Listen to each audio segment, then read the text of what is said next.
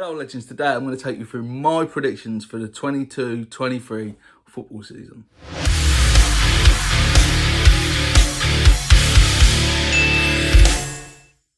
So hello legends, it's your boy Link. I'm going to be letting you know my predictions for the Premier League season in this video. And also we're going to do a little bit about the World Cup, Champions League, and also a couple of predictions from outside of that as well. Let me know your predictions in the comments down below. It would be great to go back at the end of the season and see who, out of all the people that watch the channel, has like the best football knowledge. So make sure you do that. So I'm going to start off with predictions that aren't anything to do with the Premier League. So obviously, I'm a Liverpool fan, as you can probably tell. So these might be a bit biased to Liverpool, just to warn you. But the first prediction is for Ipswich Town, because I'm from Ipswich. I predict that Ipswich are going to get to the playoffs this year, but I don't think they'll get promoted. So that's my prediction for where Ipswich will be. I'm not the most knowledgeable person about League One, to be honest, but I think they just lack that one special player to carry them in the difficult games.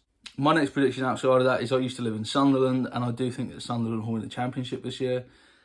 I think they're just due to be back in the Premier League, and that's my prediction for that. So obviously it's the World Cup this year as well, so I'm going to make three little World Cup predictions. So I think the team that will win this World Cup is Uruguay. Hear me out. Hear me out.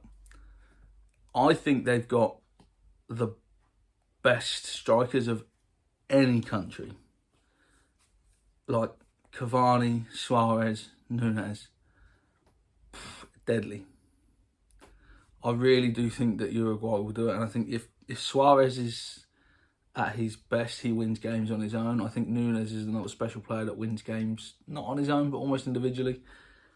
So I really do think Uruguay. I think they're 40-1 at the moment with the bookies, so go stick a bet on. But they're my outside shout. Whenever I watch them, I enjoy how they play. I love the tenacity, the fighting. Like Lucas Torreira is another one that's just got that absolute fighting spirit, which I really like him. I enjoy watching them, and I don't know if it's partially a hopeful thing that I think they'll win the World Cup, but I don't know. World Cup top goal scorer, I've gone for Luis Suarez for the same reasons. I think if Uruguay do win it, Suarez will do that. And World Cup player of the tournament, I've also gone for Luis Suarez. I think if he does what he can do, he can be an absolute star and dominate the thing. And especially I think with Suarez going back to Nacional, it's a nice, relaxed atmosphere for him. Like, he's going to be relaxing before the World Cup, and he's going to be living in his home country and probably playing with a couple of players in the national team who, you know, don't mix with players of his calibre as much. I really think they could do it. So for the Champions League, I have just predicted the winners. Now, obviously, I'm very biased. I think Liverpool will win the Champions League. So I thought I'd better give you someone else. My prediction is Bayern Munich. I think they were close the last couple of years.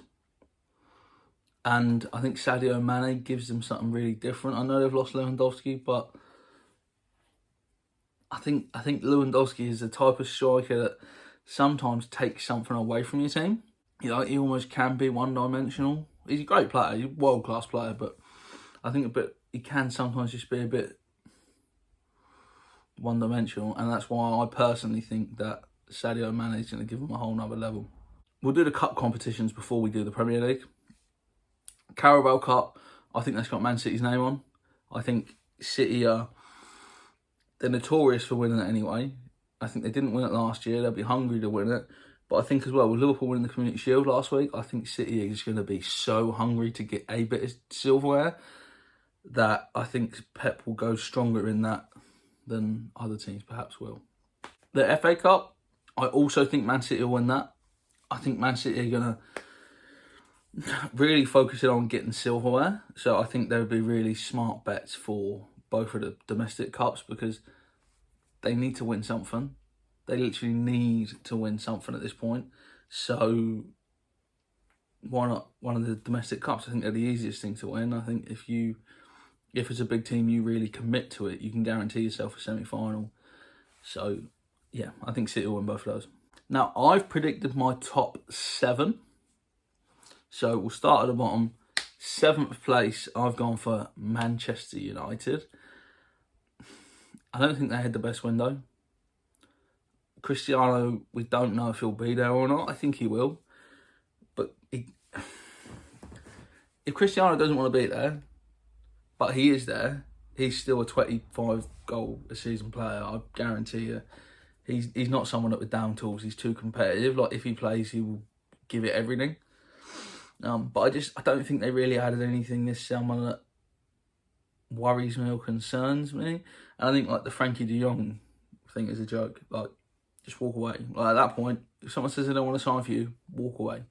Like, no one's bigger than the club, and you wouldn't have that at Liverpool. Someone said, "Oh, I don't want to play for Liverpool."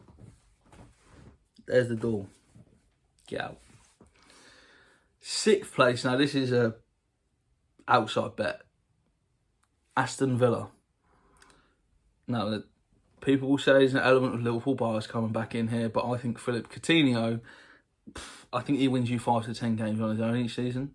I think Villa's done some smart sort of business the last year or so, and I do think that if they hit the ground running, and they've got a good little attacking group, and I think they've got a solid back line. I think they're just solid, and I think if they have a consistent run, they could do really well. And I think as well that the World Cup could benefit them, because I think they have a lot of players like Tyrone Mings, who he's not nailed on to go to the World Cup, and I think that World Cup break could really help Aston Villa with some of their players that aren't international.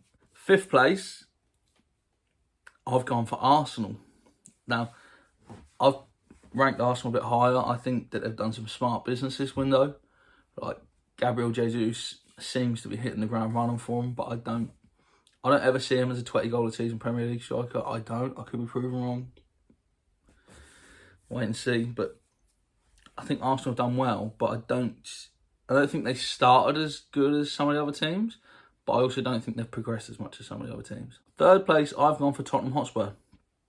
I think they've had probably, arguably, the best transfer window of anyone. I think that the one that slipped under the radar for most people was Perisic. I think Perisic is a brilliant signing because as a wing-back, he's absolutely lethal, but also you can play him as a wide forward when you've got injuries higher up the pitch. He's tall, he scores goals, he can take set pieces. I know he's old, I know he's like 31, 32, but he's really a complete player. Like, he's someone that I've always really, really rated. So I think that's really slipped under the radar. And I think Spurs, just in general, had a good window. They've added some players that make them better. They've kept Kane. I'm not the biggest Kane fan, but it will be massive. It will be massive that they still have Harry Kane again, because he's always 20 goals every season. That's guaranteed. 2nd place, which obviously will also tell you who I predict to win the league, I have gone for Manchester City. Now, I couldn't wear this shirt and predict someone else to win the league, could I? But also, I'm going to try and justify my bias here. Erling Haaland is such a change for Man City. I think it's going to hurt them more than it's going to hurt Liverpool. I think if you looked at the Community Shield, Liverpool looked ready to go. City looked like they were still on holiday at times. And I just think that Haaland is a big, big change for them. And I don't think they necessarily can cope with that change. I could be completely wrong.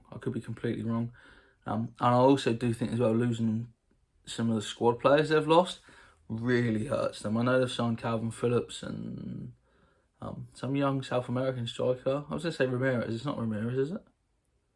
Alvarez? I'm not sure. But they signed that young South American striker. He seemed pretty good when he came against Liverpool, to be fair. But they've lost some quality. You know, Zinchenko is someone you could rely on. He's a bit like a James Milner. You're always going to get a 6 out of 10 out of him. Gabriel Jesus scored some important goals for them. Really important goals. So I think he's another big loss. But I think the biggest loss is Raheem Sterling. I know last year he didn't feature as much as normal, but I think he's the best English player. Like, for me, if you ask me who's the best English footballer, it's him or Trent Alexander-Arnold. I think they're the two which just they do the most special things, in my opinion. Like, Sterling goes on little dribbles and stuff that other English players can't. And Trent whips in these crosses and shots and stuff that other English players can't. So I think they're the best two. So I think that's a big loss for City, and I think it will tell. I think City's going to have like a bedding-in period where they're just adjusting. Obviously, I predict Liverpool to win the league. I think they've had a fairly solid window. I think Fabio Carvalho sort of slipped under the radar. I think he's a really good signing. I think he is ready to play in the Premier League, judging by how good he was for Fulham last year, and also for what I've seen in pre-season. I went to the Strasbourg game. It was my first game at Anfield, and I vlogged it, so check it out after this. It's great. It's one of the best vlogs I've done. But Fabio Carvalho played as a false nine, and he actually looked pretty good. So yeah, high hopes for him. Now, my Golden Boot predictions. So for these next little list of predictions, I've gone for 3, but I'll do like my third, my second, my first, just because some of them I think are close, and I didn't want to just disregard that part of my opinion. So it's like, I'm not hedging my bets. I'm still going to pick my number 1, but I just wanted to mention the other 2 that I think will be close, because I think it makes for a more interesting discussion. So for the Golden Boot, my third choice for the Golden Boot is Mohamed Salah. And Salah wins it all the time. I think this year he could take on a little bit more of a creator role at times. I'm not sure, but I still think he'll get 20 goals. I would be surprised if he doesn't get 20 league goals. So he's guaranteed to be in the running. My second place choice for this is Cristiano Ronaldo. Now, I know I've put United 7th, but I think Ronaldo can get 25 goals, 30 goals a season still. If you create the chances for him, he is absolutely devastating. He's still like one of the most like pure finishers, but athletic. He's still athletic. He's still, over 20 yards, you still fancy him against most people. Jumping, you fancy him to win the header against basically everyone, really. So yeah, I think Ronaldo is a smart shout for that. My first choice, and you might laugh, is Darwin Nunes. I think he's hit the ground running. I know a lot of people are saying Firmino will start the first game of the season. I don't think he will. I think, I personally, based on the Community Shield and the pre-season he's had, I would play Nunes. And I also think Fulham coming up, it's their first game in the Premier League. They've got a lot of Championship players still. I think Nunes could get his first Premier League goal there. And I think it could be a smart game to play him, to get him to feel like, yeah, I'm a Premier League player. So I personally think Nunes is going to get Golden Boot. I think the other thing that's a massive factor in this for me is, I think, in terms of Trent and Robertson, the service that Nunes is going to get, I think like a pure finisher like Nunes, even Jota, you've seen it with Jota, the goals that Jota gets, someone of Nunes' quality, he's going to back. Assists. So in terms of the most assists this season, my third choice is João Cancelo. I've always said I don't like Cancelo, and I kind of refuse to admit I like him, but I do think Cancelo is a good player. I do, and he plays for City, and there's plenty of assists to be had there.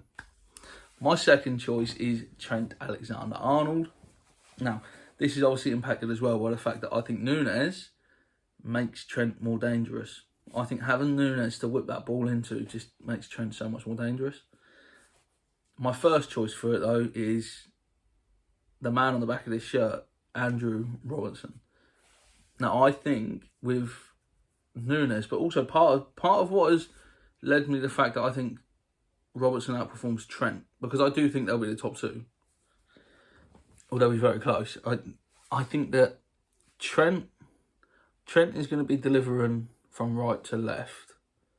So he's going to be delivering to Diaz and Nunes, which Nunes is always awesome. Whereas Robertson's going to be delivering to Nunes Salah from left to right. So that's what, in my logic, just led to that. But then Trent might play through balls to Salah, so that might outweigh it. But that's why I think Robertson will outperform Trent this season in terms of assists. I do think Trent will have the better season. I think Trent will get 5 goals this year, probably, from free kicks and stuff. I think he's chomping at the bit to do that. The best signing, so this is who I think is the best signing. I have took into account kind of like how much they cost, but also how much of a difference I think they make to the team they signed for. Like, do I think they take the team to another level, or do I think they're just going to sort of stagnate them? And for that reason, Erling Haaland isn't in my top 3. I don't think he's going to make City better in a load of ways. My third place choice is Raheem Sterling. I think Chelsea have got a brilliant signing with Raheem Sterling. I think they've had a hell of a window. Looks like they're going to get Cucurella. I'm not sure if that's confirmed. It's very close by how it seems. Koulibaly, he's another player that could have been on this list. I think Koulibaly's a wonderful footballer. But for me, Sterling, Chelsea's just really, really got a potential 20-goal-a-season man to play on that left wing or that right wing. He also played through the middle. I like Sterling, and I hated him when he left. But I just can't hate the guy. I really can't. Although I do, but I don't. It's a big love-hate relationship.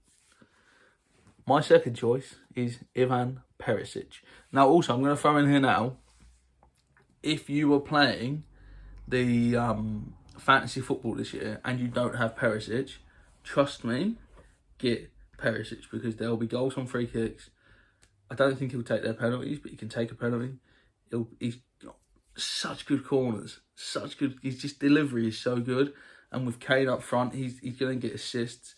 But as well, he's a defender in fantasy football because he's been playing fullback in Italy. I think he's going to be playing like wing back, so it's almost like wide midfield at times. But he can play in the front 3 as well, and I think he will get games in the front 3. So I think a defender, where you're going to get like the defender goal points if he does play up front, I think he's an absolute no-brainer. So get Perisic in your fantasy team now. But for me, the best signing of the whole transfer window is Darwin Nunes. It was always going to be. Now, one reason I want to bring this up, I think if Manchester United signed Darwin Nunes, they're a threat. And I think if Liverpool didn't sign Darwin Nunes, Manchester United probably did, or even City. I know City weren't linked with him too much because of the Haaland stuff, but Nunes goes to United if Liverpool don't sign him, and I think if you had Nunes and Ronaldo, you'd play like 4-4-2, wouldn't you? And just whip some balls in. You just literally just be crossing all day. But I do think Nunes is going to get 20 goals this season at least. I think he's going to lead the Liverpool line really well. But also, I think he makes a difference in like the Champions League.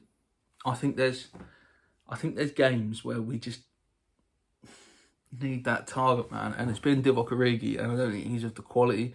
As much as I love you, Divock, and you're a legend, and you're a wonderful person, and thank you for everything, but I think Nunes is a better Divock, and I think them games where we need to start whipping balls in at the last 5 minutes and stuff, I think Nunes will really bring something there. So I do think it'll be the best signing this summer. The last thing I'm going to go through is my Player of the Year predictions. Third choice is Mohamed Salah. So I think it's quite an obvious one. He's won it before. He scores goals. He gets assists. He's everywhere. He's quality. He's world class. He's an obvious choice, and I don't think anyone would argue with me saying Mohamed Salah could be in contention for it. My second choice is Cristiano Ronaldo. Now, I have got United to finish 7th, but that man has so much magic in him that I think he could take United from 7th to like 2nd, 3rd. I really do. He could have a 30 goals season, and especially if he does want to leave United, he might, because apparently part of the reason he's not leaving is because there's not enough people want him, which is ludicrous. I think Liverpool should be in for him personally. I think if Ronaldo is available, go for him. I think honestly, I think he would be such a good player to have around. But anyway, less of that. I think Ronaldo could think, right, no one wanted me last summer.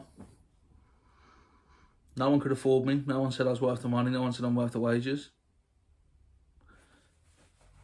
Here's a special season, just to be like, you know, even like the point before the shoo.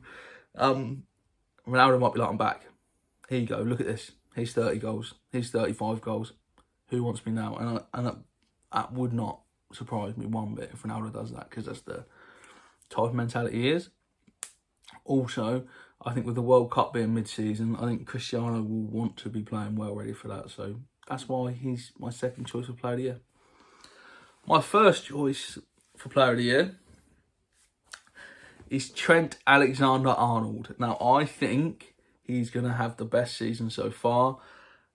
He's going to get assists. I think Nunes is going to really change his amount of